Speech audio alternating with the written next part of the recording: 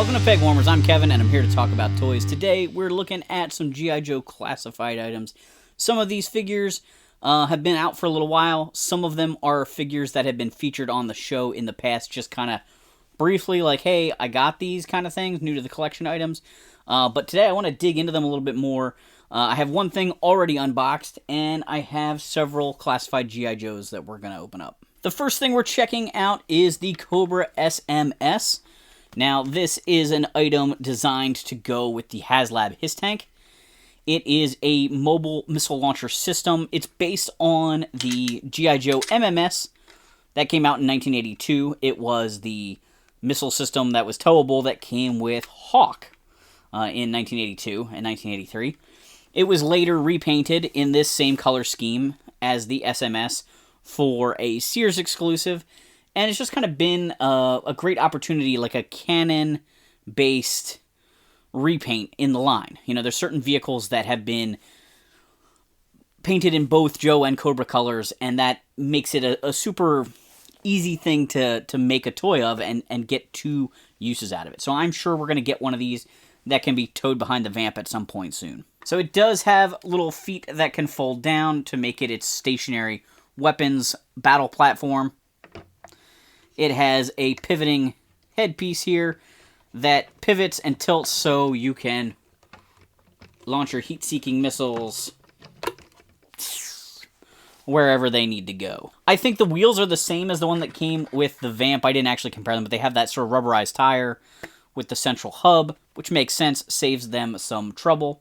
It has a tow point in the front here to attach to whichever vehicle you need it to, and there's a pivot to that, so it seems like it gives them a little wiggle room for the height of the tow hitch on various vehicles that they may produce throughout the line. One of the biggest differences between the original toy release and this modern update is instead of having a computer system here in the front that can come off and go into a stand for the controls, there's actually a control panel here in the back that you remove, and there's like a key panel and all kinds of little mechanical doodads there for, you know, setting the vehicle to launch. You don't get to get as far away from the MMS or the exhaust system unless you launch it, you turn it around to launch it, then maybe you're a little bit safer from the blast. But that's a decent workaround to have so many removable parts. I am definitely looking forward to seeing this released in Joe colors. And it has lots of great decals that you didn't have to apply on it there already. They might be paint tampos or they might be decals. It looks like paint applications. But it's got the heat seek on the missiles. It has anti-jam on the head here. Lots of little warning symbols and tail lights and things like that. And those are the kind of details that really makes this stand out. Otherwise, it's just a lump of black plastic. But this looks really great. It also comes with a pack-in figure, which is a repaint of the Techno Viper. This is a color scheme that was used for some add-on figures to go with the HISS-Tank already. So this guy looks great to go with that set. And he comes with all his standard classified Techno Viper equipment. He has his wrenches on his backpack. He has a hose that can attach to his weapon or the wrenches. There's a pistol in his holster. And he has that little heads-up display. I'm trying to determine if they put the arm bracers on him backwards, because the readout is really close to his face and really close to his elbow, and I can't remember. I didn't pull out my other Techno Viper, but I feel like this wrist gauntlet can flip around and go on him the other way. Ooh, maybe not. No, it doesn't. It's the gauntlet is actually tapered, so it only goes on in one direction. But for some reason, I was thinking maybe the peg was further out closer to his wrist on the other one, because that would make it a little easier for him to look at it. This is definitely not a paint scheme we're used to seeing for Techno Viper, but I think it works out really well. Red and black are always great color schemes for Cobra Troopers, and it's fun to have like a team-specific or a vehicle-specific Techno Viper here. Yeah, I'm really glad I picked this set up. Next up, I want to talk about a figure from quite a while ago in the line that I just never unboxed. This is Zartan. And you can see here, he's got that early artwork that was used on all the backs of the classified figures. He's got a window, but this isn't we're back to the window version. This is before we went to the closed box. I'm really slow at opening these classifieds figures for some reason. I don't know why. I've got a mountain of them, and I really do enjoy them. I think it mostly just came with the fact that classifieds started to come out as I was getting ready to shift from my old house to living out of storage, basically, to then living in this house. And so a lot of the stuff came and I just didn't open it, or I bought the stuff and I just didn't open it.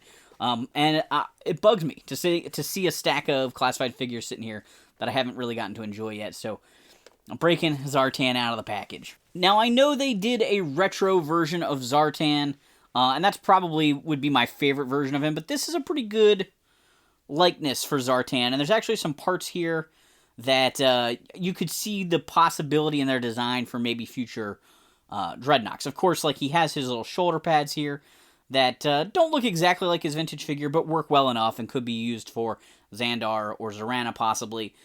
His whole armor plate, though, also looks enough like the rugby pads that Thrasher wears that they could possibly reuse them if needed down the road. He's got some nice bracers and thigh pads and his cool boots and everything.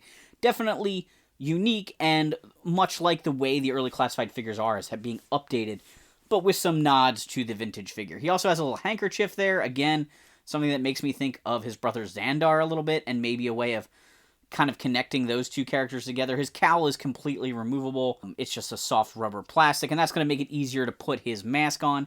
He comes with a pretty generic face mask, kind of similar to the vintage character. It fits on pretty nicely, but it doesn't stay on. You really do have to put the cowl on to keep that on him. But that works out just fine. Stays on pretty well. So it's got some playability with that. And he just looks like a guy cosplaying as Zartan now. As for other accessories, Zartan comes with his backpack, and it looks like this will open up. Let's see if I can... Oh, it just unpegs, so it's not hinged like the old one. That's fine. It's got a compartment here for his face to go into, or his mask.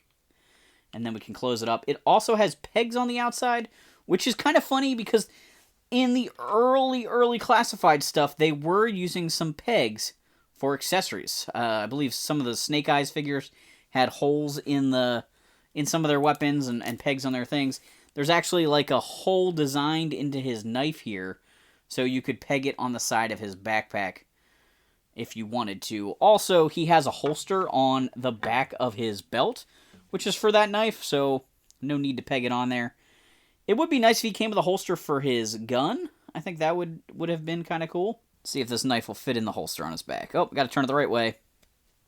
Yep, that fits in there just fine. Yeah, so a holster for his pistol would have been nice, but we're just pegging that onto his backpack.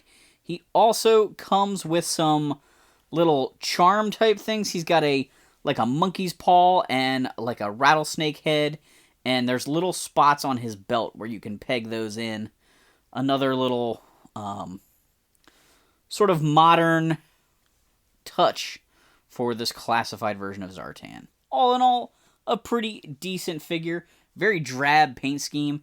A little bit darker than we're used to, perhaps. I mean, not that Zartan doesn't normally dress in black and brown, but this paint scheme just looks very, very drab. And, you know, I think they were kind of going for that a little bit more with Classifieds. Classifieds, even though G.I. Joe is always bright and colorful, they did mute some of the colors throughout the early figures, kind of, you know, maybe 10% more real world. You know, instead of putting Cobra Commander in baby blue, they kind of gave him a more regal color scheme there.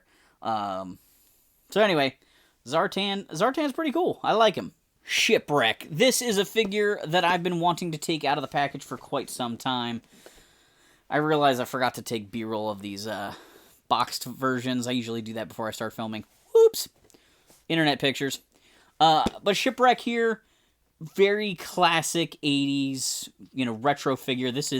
We sort of changed course, and not all classified figures are super modern updates, and some of them, there are ones that are very much classified figures, as I call them, like where they still have a lot of modern changes, and then there's ones that are a little bit more closer to the retro without necessarily being retro, and that's where I think this Shipwreck is. He's pretty much exactly what you would expect an update of the 1985 Shipwreck to look like. Avast ye mateys! Here we've got Shipwreck. I have loved Shipwreck since I was a kid. I got a vintage Shipwreck and the Devilfish secondhand at a yard sale when I was a kid. Not too long after they probably came out. Maybe in 1986 or 1987. Maybe 1988. I don't know. I was pretty young and pretty early in my G.I. Joe collecting, but I had missed out on some of the first few years of G.I. Joe, and I got to pick out a couple figures at this yard sale where two brothers and their neighbor were selling a lot of G.I. Joe stuff, and Shipwreck came home with me and the Devilfish, and I played with them a lot. Played with them so much the stickers came off the Devilfish in the bathtub. And, he was such a great character in the cartoon, and there weren't a lot of sailors in G.I. Joe to begin with, so if you wanted to use a guy with a boat, he was your go-to guy. And I'm a big Shipwreck fan. I will not apologize for liking Shipwreck. I know the people that aren't a fan of the cartoon show don't usually like him as a character too much, but I love him. So he, interestingly enough, has 2 tattoos now in Classifieds, because they love the tattoos. Shipwreck's a guy that should have a tattoo. He's always had a tattoo, but he looks like he's gained one. He's got a shark with a harpoon through it on one side, and an anchor with a sea serpent on the other. I think the anchor with the sea serpent is his standard one, and the other wrist where he has his little white wristband doesn't usually have a tattoo. This character I don't mind as much. He is a sailor and a guy that already had a tattoo, so it kind of works for me there. One of the cool things with this release is his hat is removable. It's a little strange because his hair comes off with it, but he does come with a complete wig, so you can make him a hatless version of Shipwreck. Now, unfortunately, you don't get a hat for him to hold then. You can't have him hold his hat. There's some good and some bad to the way they did this. I think it makes the hat look good when it's on, versus having a loose piece that would fall off all the time or have to be oversized. So I don't really mind that you don't get him with a hat without hair.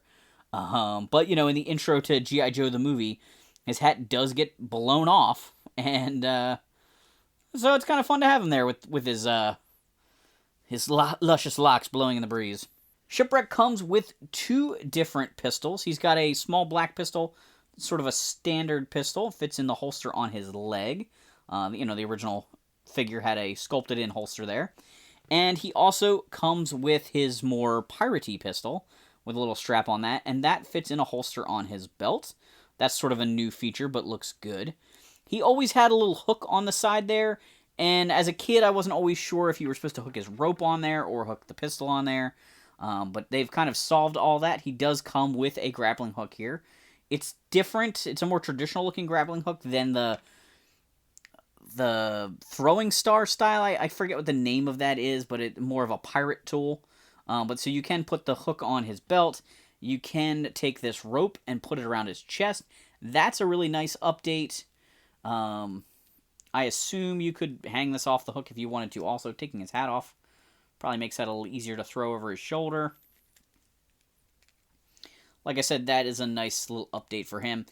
And of course, we get Polly, who is one of my favorite parts about Shipwreck, because I just really like the guys with pets. Now, this version of Polly has a peg leg, which is extra funny for a pirate. Now, that peg is what pegs into his wrist or the rope. I don't know if you're supposed to notice it's a peg leg, if you're just supposed to pose it so you don't see it. It's pretty funny, though, if it is actually supposed to be a peg leg. But so you can plug Polly in on his shoulder, sitting on that rope, which is a great way of having Polly sit on his shoulder. If you're using this new rope accessory, that looks pretty good. You can also peg Polly on his wrist. They put a little tiny hole in that bandage. I feel like this way shows off a little bit more that Polly's a peg leg, because the peg is now on the front side of his arm. But overall, this is a great looking figure.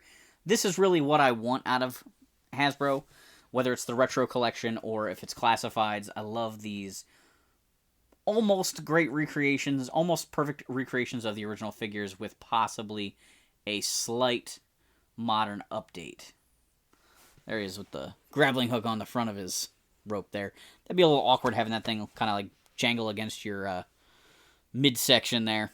Next up is a deluxe figure. This is Snow Job. I somehow missed Snow Job when he came out. I just didn't have him pre-ordered, and was really kind of bummed when I realized I missed out on him, because he's such a good figure. Comes with such great stuff. And so at some point he was not really on clearance, but he was on sale online, and someone posted a link on Twitter, and I was like, oh yes, now's the time to grab him. So I ordered Snow Job, and this is my chance to finally open him up and take a look at him. Here we've got Snow Job in his white uniform. He's got lots of brown patches to kind of break him up with the pouches and his holster. He looks really good. Let's check out all the accessories, though, that he comes with. Being he's a deluxe figure, he comes with the larger footlocker full of accessories. One bag contains his skis, which are great. Like, they're as tall as he is. So that's a really nice... They didn't skimp out and make them tiny or anything like that. These should peg on his feet. They're not white this time like the vintage figure, but that's okay. It's got a second baggie full of stuff. Snow Job's got a big brown backpack with lots of little hooks and loops and straps and things, so you can attach a lot of his equipment to it. Way bulkier than the little white backpack his vintage figure comes with. He's got 2 ski poles. They have little straps around the tops. You could imagine he could put them around his wrist, but they're not made that way. They do seem to have a compartment they can be tucked into on the side of his backpack, although that looks difficult to do. Oh no, they actually have little clips. Very similar to the vintage figure, actually. Little clips that they hook into. He's got a version of his parka hood that is folded down, so if you want to have him take his hood off, you can do that. He's got a very Robert Redford-looking redhead hair, because the one that's under his parka straight out of the package actually has a skull cap on, or a little, winter cap.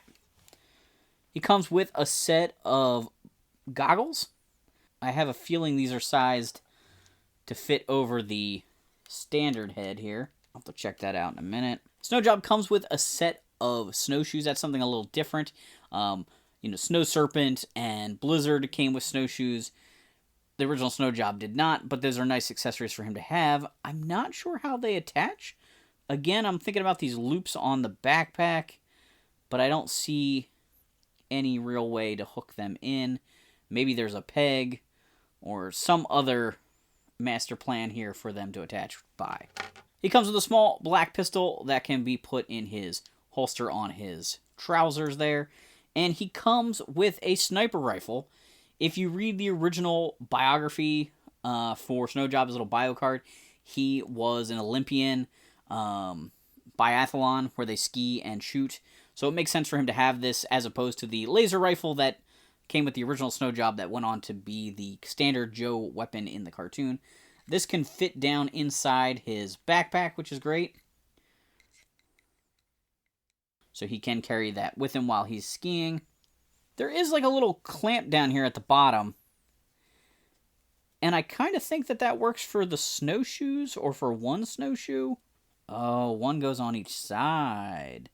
Alright, so they've impressively given him a way to carry all his stuff.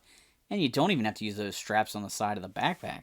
I think he had one other accessory that I just dropped on the floor, and I don't know what it was. Oh, it looks like it might be a clip for his rifle. The last figure we're going to take a look at today is the retro Scarlet figure. Of course, I mentioned her before when she came in. I've reviewed the Recondo figure from this wave. Scarlet and Duke hadn't come in at the time, so I did show them off as a new to collection item, but didn't actually take them out of the package and start to enjoy them. And I've kind of been dying to check out the Scarlet figure because I've seen a lot of great pictures of her online. Love that retro packaging. It looks really good. Obviously, they've recreated the Scarlet art to incorporate a lot of the details that come based on this figure. Alright, so I've got Scarlet out of the package. They did a really nice job of making her feminine but fit. Sometimes they go either too skinny on these characters or they go too buxom, and I feel like they did a nice job here of kind of just making her look athletic and toned, and that's a good thing. She has some holsters strapped on her. She's got a arrow quiver on her belt. She has her ninja stars on her arm. Overall, a nice looking figure. She does have a spot here to plug in her ponytail, and she actually comes with 2 ponytails. There's one that has a little curve to it. That might be for when she wears her backpack. The other one is more straight. Speaking of backpack, she has a small brown backpack with some pegs on it. I don't know if I need the backpack for her, but I want to see how if the curve does work with that. Yeah, I think that curved ponytail is meant to be used with the backpack, which looks good. She comes with multiple weapons here, and this might be partially to, like, pack her out and make her, have a nice piece count value. She comes with that Snow Job style rifle from the cartoon show, which is great for Scarlet, being that she was a prime character in the cartoon show. Mine does have a slight warp to it. She comes with an M16 style, more modern, realistic military weapon, which they've been doing a lot more, I've been noticing. Packaging a lot of characters with an M16, or at least Scarlet's anyway. I don't know what the desire is there between Hasbro and Super 7, but I will never complain about them giving Joe's realistic weapons, even if you just want to lend that to somebody else. And of course, she comes with her crossbow, which is her signature weapon. Maybe not quite so realistic military, but she does have that crossbow, and like I mentioned, she has the quiver here on her belt. She comes with multiple bolts for that. Most of them look like they're standard bolts, and they slide nicely into the quiver. There is one that has like a little open, like grappling hook kind of bolt. That one I don't think is going to fit in the holster, which is a little bit of a shame because then you can't actually holster all of her accessories. I guess that one you could put in backwards and have that grapple stick out the front of the holster, or maybe this is the one that you could keep on the crossbow all the time. I don't really like the look of that one. And I'm dropping the arrows on the floor. Oh, on first glance, I didn't notice that she has a pistol on the inside of her wrist. That's a non-removable pistol, just like the vintage figure. It is so tiny. That wrist is very thin. Yeah, maybe a Derringer is that tiny, but it looks almost ridiculous. She does have her regular pistol here, which she has nowhere to holster that. I think you can peg it on her backpack, perhaps. No, maybe not.